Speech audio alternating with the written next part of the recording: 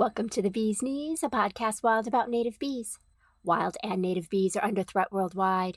In each episode, we look at actionable things we can do to support these adorable little guys whose pollination work is crucial for maintaining biodiversity. I'm JC Meyer, and I thank you for being here.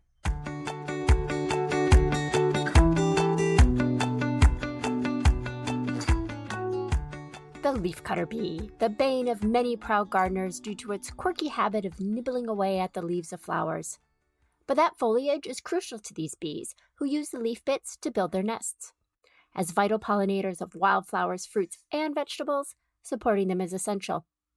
But what if a mold, something that doesn't typically sound beneficial, could actually have a positive effect on these bees? Today we're delving into this intriguing topic with Dr. Victoria Luizzi, who will introduce us to the world of leafcutter bees. Yes, so leafcutter bees are solitary bees, like actually the vast majority of bees. So that means they don't live in a big colony with a queen, and instead each individual female leafcutter bee sort of builds its own nest, stocks it with food, and lays eggs in it. And leafcutter bees are named for their unique behavior of cutting pieces out of plant leaves, sometimes flower petals as well. And they use these leaf pieces to actually build the lining of their nest cells. So that's, pretty unique among bees. Most bees are not bringing all of this plant material into their nests, but leafcutter bees have these really cool leafy nests. And you can really easily tell that a leafcutter bee has visited a leaf because they leave behind really smooth, sort of semicircle or semi-elliptical cuts. They look really different from, a caterpillar munching or something like that. So please tell us about the mold that you identified. Yeah, I'll tell you what I can about it.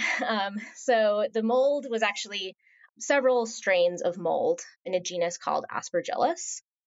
And this mold was really common on rose leaves, which is a preferred nesting material source for leafcutter bees. Aspergillus is a really big genus. It contains a lot of mold, but also some plant and animal pathogens. And, identifying fungi to species is pretty challenging. So I can't tell you a firm species name, but I do know that all of these molds that I will sort of collectively refer to as Aspergillus are all pretty closely related to each other. And for anyone who happens to be in the know, they are not related to foulbrood, which is caused, it's a disease, honeybees, that is caused by a completely different Aspergillus group. So what sparked your interest in studying the leafcutter bees and their preferences for certain leaves? Yeah, so I definitely had an existing interest in species interactions, plant-insect interactions, plant-microbe interactions coming into graduate school. And I was, trying to figure out what to work on for my dissertation. And leafcutter bees were actually pretty common on the University of Arizona campus, which is where I did my PhD. And a couple of people that were associated with one or both of my labs, I had two labs, a couple of people associated with those labs had worked on leafcutter bees in the previous couple of years. This was kind of a new study system that was coming up for them. And so they were kind of on people's radar, and there was some really interesting preliminary data about them, but a lot more work needed to be done. And I started just, walking around campus as I was, going to my classes and also thinking about research. I started noticing their damage, really distinctive damage on leaves. And in particular, I started noticing this really striking pattern about how it was sort of distributed across leaves. It's really clustered, usually. No matter what plant you're looking at, you will often see, some leaves that have tons and tons of cuts on them right next to leaves, even on the same plant, that are totally untouched. So I really just started wondering, what do these bees know? What are they paying attention to? What are they cueing into? What is affecting their choices and why? So, just very basic curiosity of there's a pattern and it looks like something is happening and I want to know what was kind of the basic impetus for that. And then adding that to the fact that these leaves are their nest material, that's the environment that their offspring are developing in. So which leaves they choose is probably consequential in some way. And I wanted to understand what goes into those choices. So how did you conduct the experiments to determine the presence of this Aspergillus mold on the leaves that you discovered the leafcutter bees prefer? Yes, good question. So this is going to be sort of a multi-part answer. So kind of one of the first things that I did in this system, kind of as I was still honestly deciding if I wanted to work on leafcutter bees, was I just did a really broad survey of all of the bacteria and fungi living on the surfaces of rose leaves, and roses were the plants that I was working on for this study. And I did this by just sort of hanging out, watching bees forage for leaves during their nesting season. And as soon as I saw a bee cut a leaf, I sort of snatched it away and pressed it on a plate of sort of a general nutrient medium that's good for sampling lots of different kinds of bacteria and fungi. And so I had those cut leaf samples, and then I did the same thing for sort of nearby similarly aged leaves that the bees had ignored and not cut. And then just compared the microbes that grew on the plates that had made contact with a cut leaf and those that had made contact with a non-cut leaf. And I found that bees were choosing leaves with distinct microbial communities. They were different from the microbial communities on leaves that the bees didn't choose. And in particular, there was obviously a lot of variation, a lot going on in these patterns, but there were a couple of groups of microbes that really stood out as driving a lot of that pattern. In particular, there was this Aspergillus mold that I found a lot more commonly on cut leaves. And then there were, several strains of some other fungus called alternaria, and then a bacterium called bacillus that were more common on leaves that they did not cut. So that kind of suggested to me that bees could have preferences for or against these microbes. But at that point, it was really just correlation and not causation. So I did a follow-up experiment to test that by adding those microbes back onto the leaves in sort of a controlled way, and then seeing how the bees responded. So I basically made, 3 different microbe soups, if you will, kind of a liquid suspension of those microbe cells. So Aspergillus, Alternaria, and Bacillus. And then I just went back to that same field site where I had collected the original data on the microbes and spritzed those microbe soups onto different rose leaves. So each leaf got one of the 3 microbes, or they got just kind of a sterile spray that had all of the soup components but no microbes, just to control for bees maybe being attracted or deterred by the leaf being sprayed, right? And so then, I went back and saw how often each of those leaves got cut. And when I compared the leaves in the different treatments, I saw that the leaves that had been sprayed with Aspergillus got cut by bees about twice as often on average as the leaves that were sprayed with just the sterile, no microbe soup. The other 2 microbes didn't have any effect. Sometimes that's how it goes. But this was still really exciting, the Aspergillus results, because, now there's experimental evidence that leafcutter bees are more inclined to cut a leaf if it has Aspergillus on it, suggesting a preference for that fungus.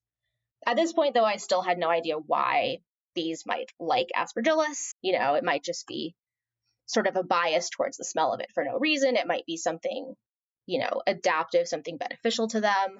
And so I did one more experiment to try to understand what might be behind that potential preference.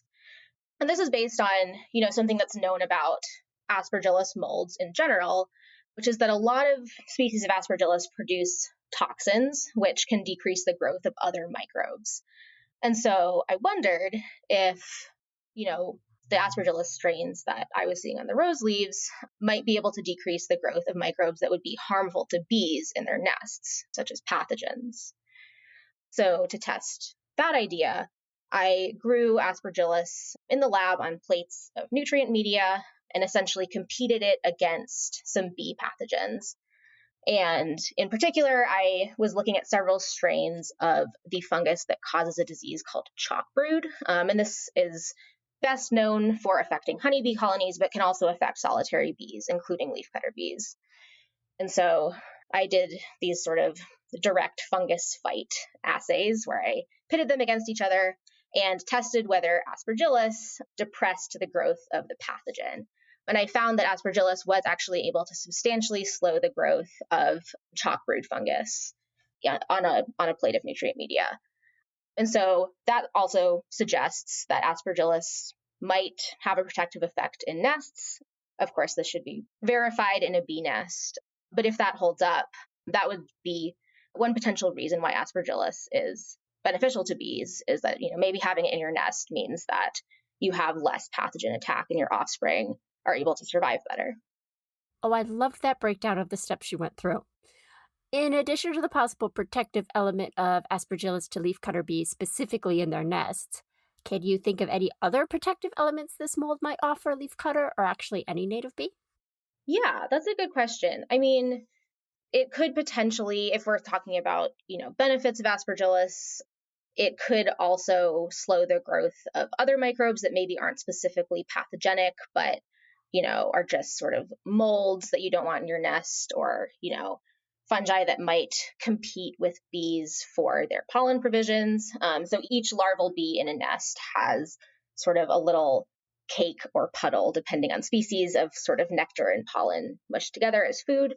And there's lots of microbes in those provisions that are beneficial to bees, actually. But it's also possible that there are, fungi that might just take the nutrients from them, sort of make them moldy and overgrown and not good for bees. So Aspergillus might interact with, microbes in the pollen provisions in ways that are either beneficial or harmful to the bees. And that's something that we don't really know anything about yet. So it's probably hard to know why the bees are choosing the leaves that have the Aspergillus mold on them. However, do you know why they are not choosing them?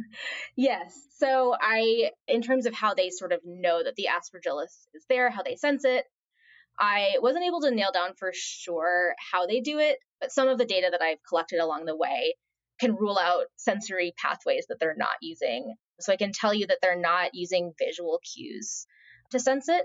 So bees, as you may know, can sense ultraviolet light, unlike humans.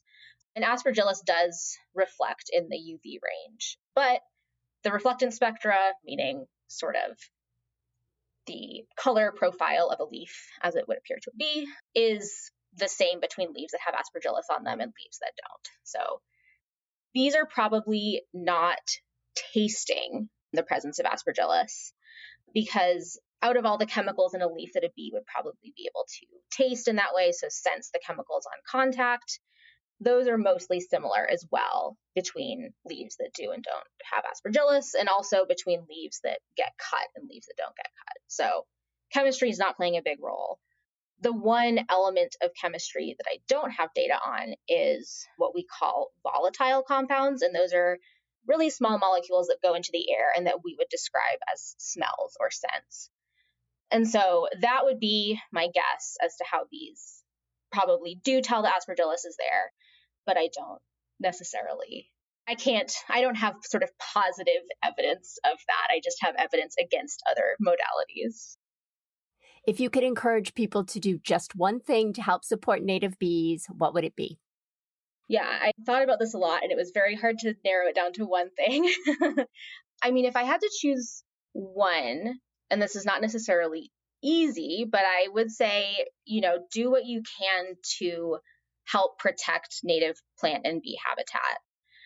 There's a lot of things that you can do in urban spaces that are helpful and better than nothing. And I don't want to discourage that, but sort of the bottom line is that some bees do thrive in urban areas, including one of the species that I worked on, but some just don't and may never thrive in urban areas.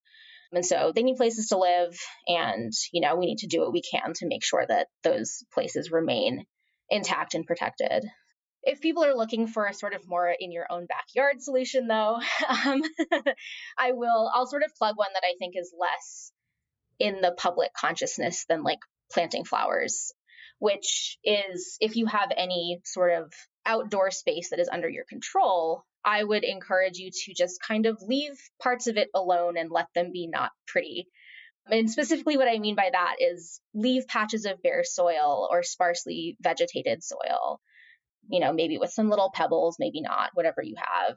That bare ground is really important as a nesting site for ground nesting bees, which again is like the majority of bees. So leaving those areas, not trying to plant a bunch of plants on them or groom them all the time and just kind of leave them alone, that can provide a really important resource for bees, that even if they have all the pollen in the world, they don't have a place to build a nest, they're still not going to do well. Plant-pollinator interactions are a crucial aspect of biodiversity. If plants struggle, bees can't get the pollen they need. If we lose the bees, there won't be any pollination for the plants. We need to care for and nurture both. Victoria's actionable advice is to protect wild natural spaces. Urban environments aren't suitable for all bee species, and we need all bee species alive and well. Thank you, Victoria, for sharing such a fascinating study, and thank you for your time and tuning in. Until next time, nurture wild nature.